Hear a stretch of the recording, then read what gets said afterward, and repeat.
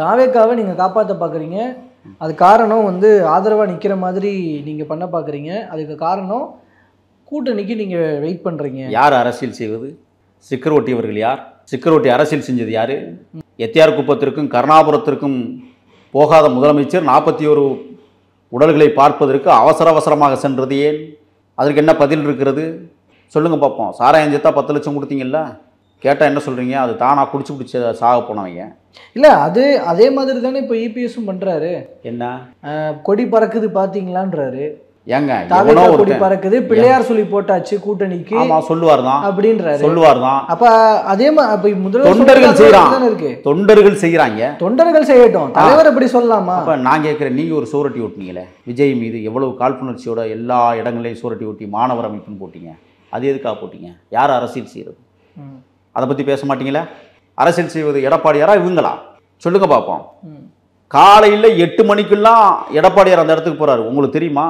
எடப்பாடியார் சீக்கிரம் வந்துடுவார், யாருக்கும் இது வெளியில் தெரிஞ்சுக்க கூடாது அப்படிங்கிறதுக்காகவே இவர்கள் அனைவரும் சேர்ந்து அந்த பிரேதங்களை உடனடியாக அப்புறப்படுத்தி எரித்த கொடுமைகள் நடந்திருப்பதாக நான் சொல்லலை, எடப்பாடியார் குற்றம் சாட்டுகிறார்.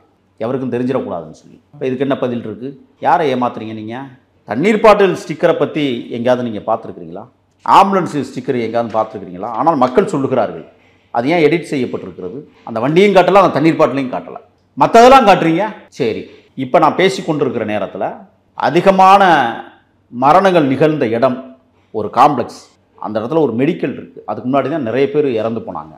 அதுக்கு பக்கத்தில் தான் ஜெனரேட்டர் அறைன்னு சொல்லிட்டு ஒன்று ஏற்பாடு செஞ்சுருக்காங்க. மேலே வந்து கூரை மேய்ஞ்சிருக்கிறாங்க, தகட்டு கூரை. இப்போ அதெல்லாம் கலட்டிட்டு அந்த கட்டடத்துக்கே பெயிண்ட் அடிச்சுட்டு இருக்காங்க. தெரியுமா உங்களுக்கு? லாக் பண்ணணுமா இல்லையா? சிபிஐ விசாரணை வரப்போகுது இல்லை? யார் அந்த வேலையை செய்ய சொன்னது? அந்த அந்த அந்த முதலாளி. அந்த இடமெல்லாம் இப்போ க்ளீன் பண்ணப்பட்டு இருக்குன்னு செய்திகள் பார்க்க முடியும். யார் க்ளீன் பண்ணுறீங்க? யாரை கேட்டு க்ளீன் பண்ணுறீங்க நீங்கள்? சரி, அவசரமாக தனிநபர் கமிஷன் போட்டதையா? எதுக்கு போட்டீங்க? இப்போ உச்சநீதிமன்றம் வந்து சொல்லிடுச்சு. இப்போ நான் கேட்குறேன், மரியாதைக்குரிய விஜயனுடைய பேருந்தை வந்து பறிமுதல் செஞ்சுருக்கிறாங்கல்ல, உடனடியாக கொடுக்கணும் தெரியுமா? அதுக்கு உத்தரவிட்டது நீதியரசர். எந்த நீதியரசர்? சென்னை உயர்நீதிமன்ற நீதியரசர். அவருக்கு என்ன கேட்டுக்கே உச்சநீதிமன்றம்? அவர் எப்படி பண்ண முடியும்?